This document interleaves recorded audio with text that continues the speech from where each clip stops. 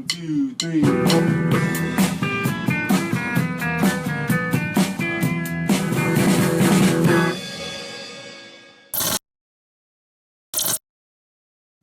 Hello and welcome to Behind the Dope, a part of the Doposphere universe of dopiness. I'm Dave, and I'm joined by Dopey Bestie, hardcore journalist, author, writer, and longtime friend of the show, Emily Sullivan.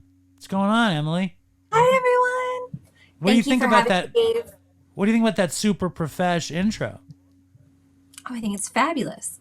I also Super love the whole profesh. backdrop over there. Like, where are you? What is this room? Do you want the truth or do you want the story? Both. The story is we're in the Dopey studio.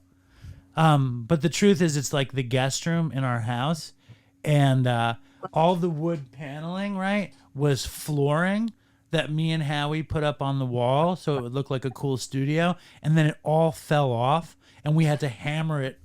All the flooring we had to hammer onto the wall. Then, like, I had this neon light company at Katz's, like, donate a neon light for Katz's, and they gave me a deal on that neon light. And Linda had that Beatles poster, and I bought that little Dopey figurine, and the rest is history. It looks amazing. Thank you. You think we're coming a long way? Yeah, no, for sure. I mean, What was I your remember first- the weekdays when you were recording in the attic on the laptop. Yes. Yes, ma'am. What was your first interaction with Dopey? When did you hear about it first when Chris died, or did you hear about it before that? I heard about it first when Chris died, and then I reached out to you, and then you and I became BFFs like right quick, and I've been writing about Dopey and involved with Dopey ever since. Right. And Emily just wrote Emily's going to have a book coming out soon, so we're excited for Emily and her book. We'll see. We'll see. I'm hoping, yes. I have great But yes, faith. buy my book. Yeah, I'll buy your book, of course. Well, I hope, yeah, well, maybe you'll send me one. Maybe I'll buy one. Maybe we'll get a few. Maybe we'll do some Dopey giveaways with the book. Now, Emily not only is a beautiful journalist and very, spectacular, home-owning, aesthetically decorated person, but she's also a horrible drug addict. And I wanted Emily to tell a horrible drug addict story for us. Okay, so I gave a lot of thought over which story to tell, and I landed on telling this story about getting to the point in my addiction where I had to go to lengths that I never thought I would go, which I feel like is very relatable. Right before I became a heroin addict, my dad died. And my dad was the lead touring guitarist for Chris Christopherson and Freddie Fender. And I had all of these amazing guitars that he left me that had been played all over the world, toured all over Europe and on stages with Willie Nelson and Johnny Cash. And they were like these epic relics of my dad, Sorry. And I held on to them for a long time. But then I got to the point in my addiction where it was just like, and at that point I was doing, can I just preface this by saying I have 8 years off of heroin now. So I'm, thank you. Nice. I'm quite a different animal. I'm, a grown up these days and all the things. But, yeah, so I got to the point in my addiction where I was spending like hundreds of dollars a day just to like feel well, and not have to deal with detox, and running all over LA and downtown and Hollywood, meeting with random dealers and just like shooting up whatever I could just to feel okay, And I started running out of money. I lost my job at the Rainbow Bar and Grill. And we had... At the Rainbow? The Rainbow Bar and Grill, yeah. Yeah. Pretty dope, right? Good Hollywood stuff. So you're you're strung out, and you're like, are the guitars always looking at you? Yeah, for sure. And I mean, here's the thing, like I didn't know how to play them. Like I could do like a couple of licks here and there. Like when I was young and my dad gave me the first one of his guitars. So sorry, I wish I could make that dinging go away, but I can't. I don't know how cuz I suck at tech, but uh he taught me how to play Walk This Way by Aerosmith. Uh-huh. And but I couldn't sing and play at the same time. So on his birthday, I like called his answering machine when I knew he wasn't home, and I played like the lick from Walk This Way. Sing And the then I lick, just stopped. because I want to see you sing the lick. No, I can't sing, Dave. Come on, don't. sing the lick. Come on. I'm just. There we go.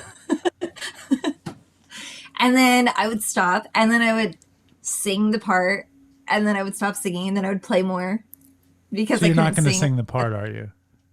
Oh no, that's not going to happen today. No, Okay. no. The lick was good.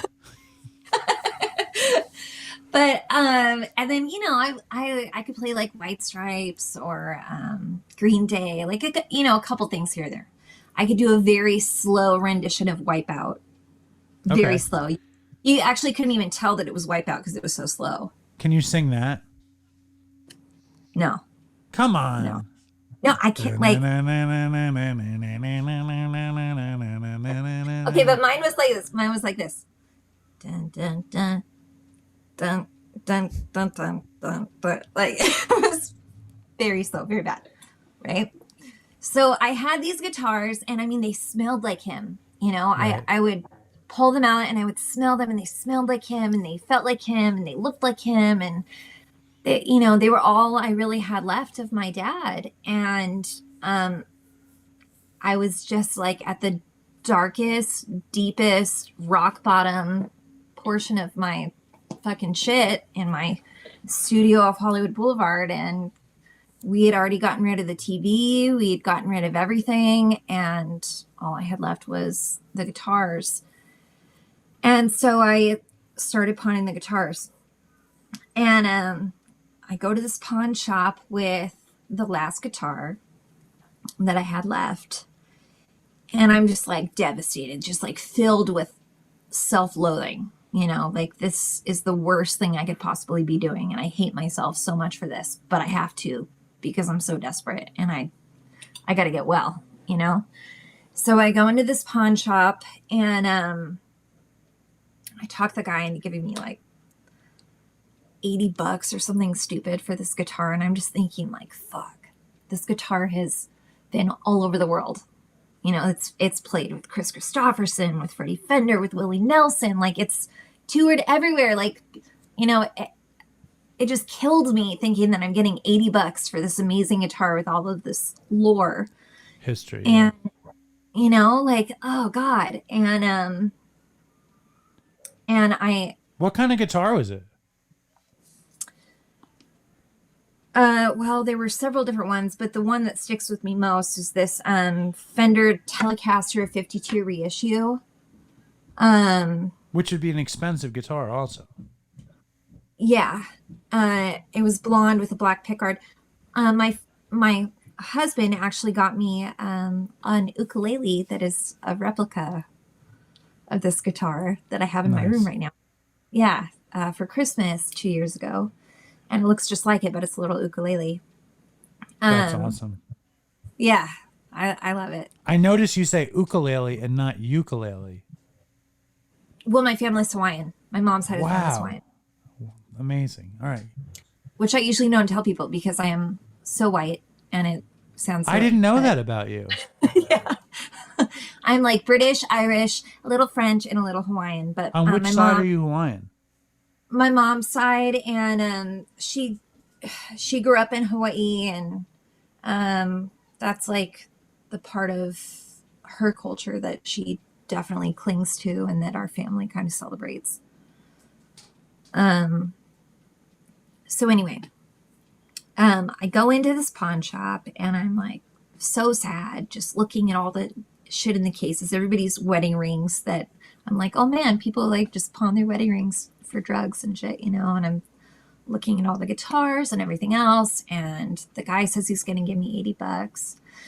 And so as he's like going to get the paperwork ready, I open the case and I lean in, and it's got this like red velvet in it. And I'm like sticking my head in the case and like smelling it and just trying to get the feel of it for this one last time, because I know that I'm probably never going to see it again. And I'm like inhaling, and then all of a sudden the top of the case comes down and smacks me on the back of the head. And it was just like the weirdest fucking thing. It felt so eerie, and so like the ghost of my dad was just like. Did your dad ever hit you in the back of the head if you did anything bad?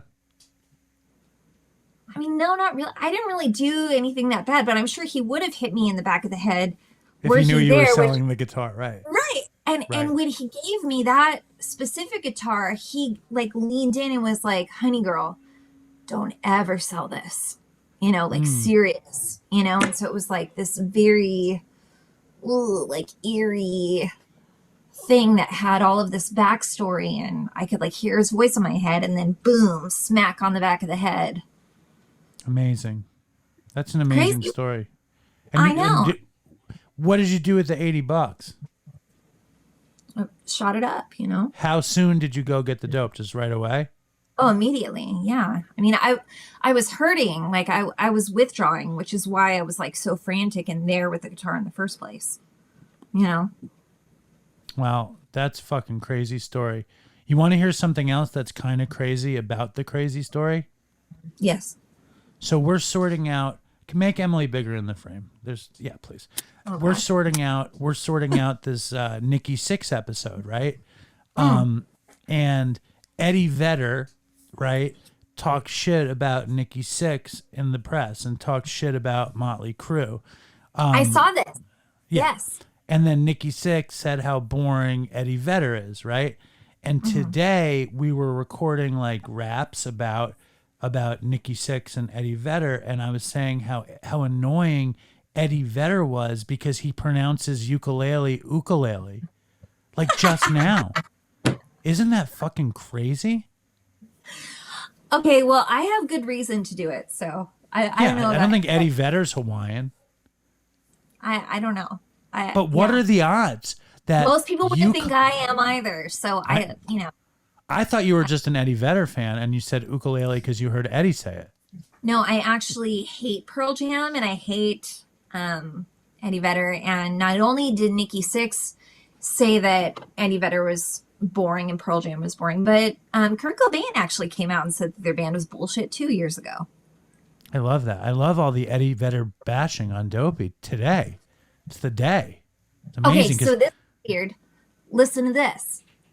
The last song that my dad played for me before he died was Last Kiss. But the original, the doo-wop from the 50s. I've always been so mad that Pearl Jam stole that song and fucking butchered it. And everybody's like, oh, I love that song Last Kiss by Pearl Jam. I don't even know the song. What is the song? Oh my God. Do you want me to pull it up? And No, I want you to sing it. no, oh my God. I can't Just sing sing. it. Just sing a little bit.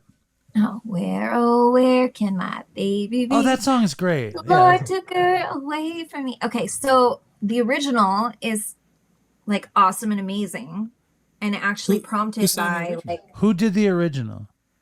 I want to say Jay Frank and the Cavaliers. It's like a real doo-wop. Here, let me pull it up on my. It's close. I said Jay. Hang on. Where, oh, where could my baby be? Right? Yes. Yeah, Jay Frank Wilson and the Okay, ready? Do you want me to? Here, ready? Hang You on. can only play a second of it though. No, that's it.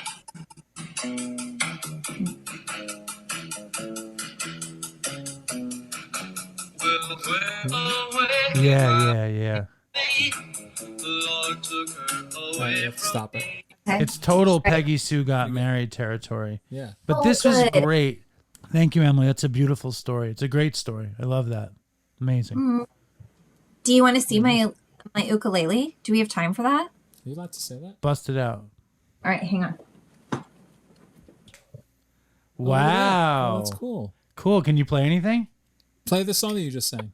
it's not tuned right now. Play Walk This Way. 2, 3, 4. Do that on the ukulele. Ding-a-ding, ding-a-ding, ding. Ding-a-ding, ding-a-ding, ding, ding. All right, Emily, as always, you were smashing. Thank you very much for coming through. Yeah. Good to see you, friend. It's great to see you, right? It's so funny. Yes.